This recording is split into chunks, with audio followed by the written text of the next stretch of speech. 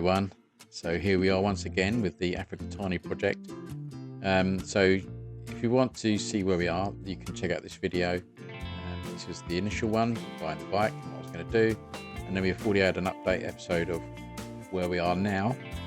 But now this is sort of episode 3, if you like, and we are much further along cosmetically, and I'm going to bring you up to date with the costing so far, things that I've already fitted, things that ought to be waiting to be fitted, things that I've already laid out for. So hopefully you'll enjoy that. I've also added a little bit about the pinstriping, which I keep meaning to do, and I've added that.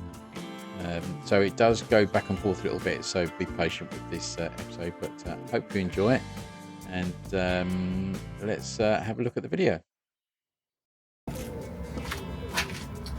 Right, we're back at it, everybody, in this rather drizzly day. And the camera's getting wet, so I'm going to get out in a minute. So what are we doing today? So just a couple of small paint jobs. Mudguard, so that's got to come off, just 4 bolts on there, so we take that off. That's going to be white, and then we're doing this part of the beak as well. So it's these side bits are going to be white, just so it gives the impression of extending the front, but the middle bit's going to remain black. So I just got to spray those 2 sides in white, this in white, and then I'm going to have, I'll show you what I'm going to do. These sides are going to be white, so that's going to extend the beak, as you'd find on other types of bike like that. So yeah, these bits are going to be white, the centre is going to remain black, and then we're going to do the mudguard, so that's got to come off and that's going to be white. But what I will do down the side here, I'll have blue in a triangle there, but I'm going to keep the ABS in black, in white. So I'm just going to have blue in a triangle there, and I'll try and gold coach line it like I did with the other bits up here on there. So yeah, that bit will be blue, just that triangle bit in there, but the rest of it's going to be white. So that's today's jobs. So let's get this off first, and then we can see where we are. Right, I'm going to show you how I did the pinstriping, because I sorely neglected to do it on the first video, but I'll show you quickly how I do it. So the pinstriping is where I've done this on the fairings, etc. But what I thought I'd show you to do it is how I do it on the handguards which are going on. And as you can see, these have been sprayed now, so I'll take all the masking off this, and then I'll show you how I do it. But you know that people say there's things about the mysteries of the universe and solving the mysteries of the universe. I'm going to have to do that with my pinstriping tape. I'll show you what I mean. I've had this for quite a long time, and yeah, but there's more than enough there to do what I need to do. That's unraveling the mysteries of the universe. Right, I'm going to take the masking off, and then I'll show you how it all went. Right, so the reason the pinstriping is quite handy is because obviously where you get your masking lines and stuff, you might get a little bit of bleed and stuff like that. So although I wanted the gold on here anyway, it also helps cover that up with my poor spraying abilities. But that's why I tend to do it, and it works really well. So it just cleans the lines up when you look at that there, it just cleans it all up. So it looks good. Right, onward. So this is the tape. It's sort of like car decal quality tape, and then obviously I'm going to need a sharp craft blade to help. So once you attach it one corner and just lay it down like, then what I'm going to do, just use the sharp edge just to cut it across, and then with the underpiece just keep the angle so it's got a point to it, and the same with that. Ooh, just overlay, so that's fine. And then what I'm going to do, I'm going to lacquer this just to keep the stop this from lifting, but it's pretty stable actually, it's pretty good. All right, hope that makes sense. Right, so we're all masked off, and that tape just for those 2 little bits. So yeah, that bit and that bit, that's all I'm doing. So shame it's not so warm today, but this should dry pretty quickly, this stuff. So once that's sprayed, I'll leave that for a bit before I take the tape off, because then I'm going to do the mudguard. Right, first coat done. Always remember, kids, do it in a well ventilated room. Yeah. But yeah, that's that. And then we got the first coat on there. Just let that dry before I put some more, because it's easy to make stuff run. Getting there though. So that's the beak sprayed, and you can see where I've left the inner there. Obviously it's going to be lighter than the rest of it, but I may lacquer that yet. But I'm not overly worried about that, because it's just going to start discolouring anyway. These plastics have discoloured from the original, so I might try and blend those, but it's no great worry to me really. It's not what it's all about, but I think the look is what I want. And you can't see, it looks black from it. So there's front mud guard. We still got to put the blue accents on here, so there's going to be sort of within that sort of triangle there'll be a blue bit, probably with gold edging on. But I'm going to leave that now for 24 hours ready to dry, because I've then got to mask it and then spray it again. So I'm going to let that really harden off. Don't have to worry about that. So what am I doing next? I'm just going to have a look at the screen, because I have got the replacement screen. Stand by. This is where you should sort of get these things out, shouldn't you, before you decide to film. So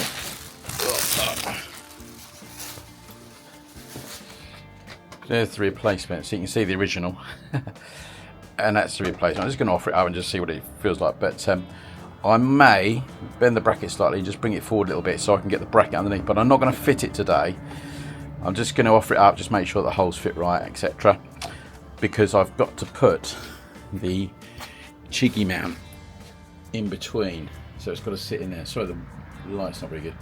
And I need to get it into that bracket.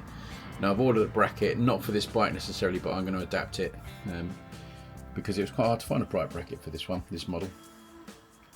But yeah, I shall offer up the screen and sort of sit behind it and see if it makes any difference. Right, I've just loose fitted that screen. I've only put the two bottom bolts in. Great to see they all match. This is an English company. These manufacture these in the UK. And that was a real good deal. I think it's about £50, but I'm going to put all the pop descriptions up, and I'll put them up on the screen anyway, so you'll see those, because I'm doing this sort of over a period. But what I did know about this screen, it's beautifully thick, and actually it's quite heavy, so that's going to be quite rigid. I've got it in the slight smoke, but I'll show you what it's like from this side. So nice bit of tint there. It looks slightly different on the screen, doesn't it? But the nice thing is I'm looking over the screen. I'm not knocking behind it, which is really quite important, because when these get dirty, I've had screens which are sort of right up here, and you think, well, that's great, never going to get any wind on me there. But if they get dirty, you can't see through them, and they become more of a hindrance and slightly dangerous. So this is nice. My head is above that, and I'm actually looking at the road. But what I'm hoping is obviously it's going to take the wind above my head.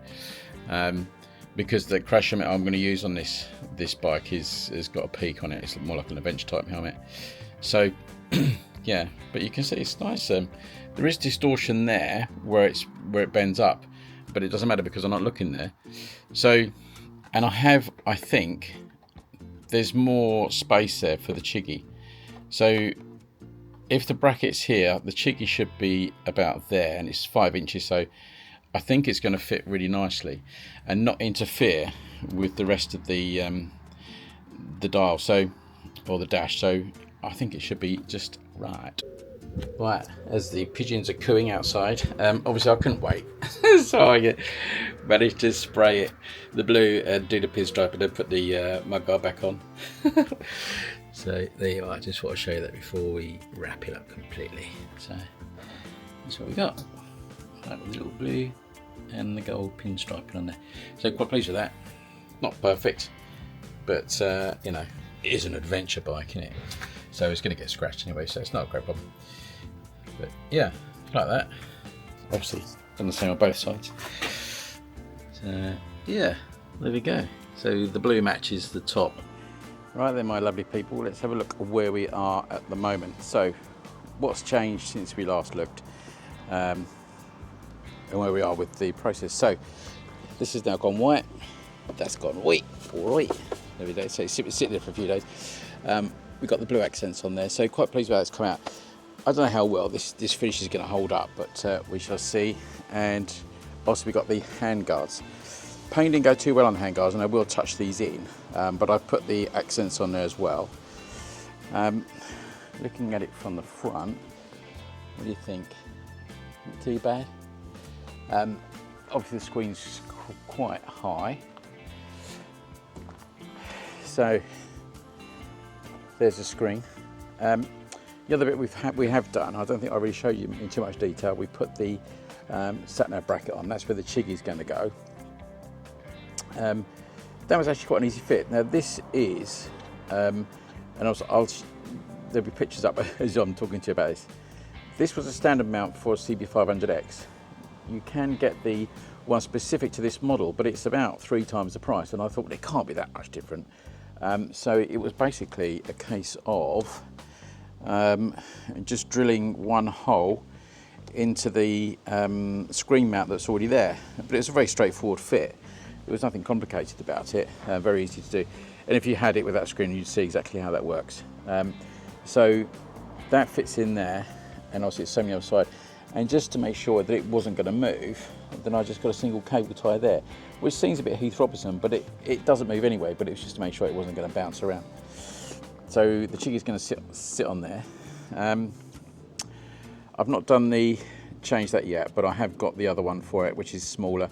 I don't need the voltmeter now because the Chiggy, depending how you wire it, has a voltmeter on it, so that's going to be good, but I'll show you that in another episode. But I think it's looking pretty good. I just found this in the garage, so I put a cargo net on there. But I think it's looking all right. I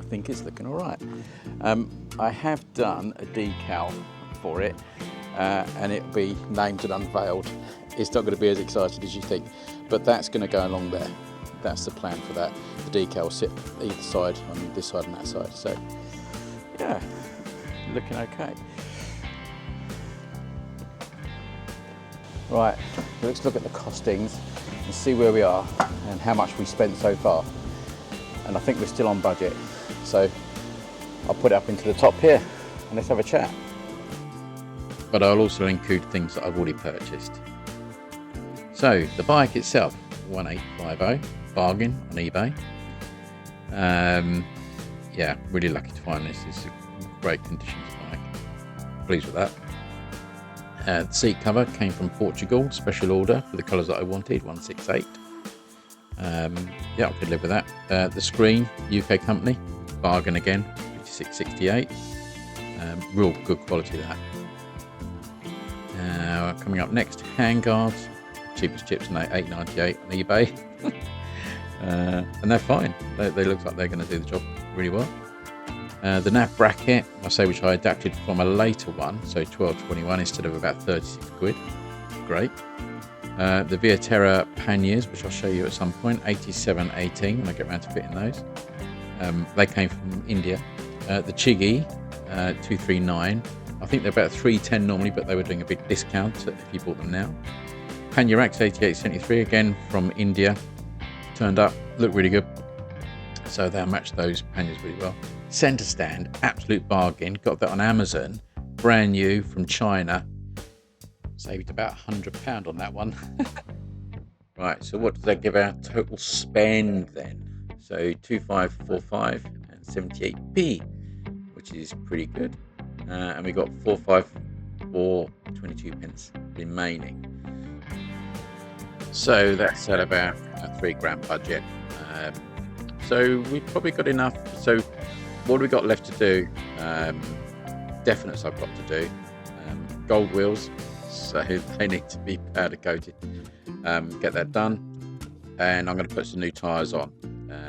I think the rear's okay, but the front's a bit perished, so no point. Let's do the whole thing. So we will get that done within budget, I would like to think. Tyres should be around the sort of 250 mark for this. I think the powder coating, I might be looking around £120 for the two. That's because I'm going to take the wheels off and just get them to the guy to do it. So we will see how that goes. So it's progressing along nicely. So the next episode on this will be the pannier racks and panniers fitting. I'm looking forward to showing you those because I think they're really nice panniers, which were, again, I hunted around the internet to get the best price, and I think I did. So we will look at that. So I will see you in the next episode. Take care, ride safe, and see you again soon.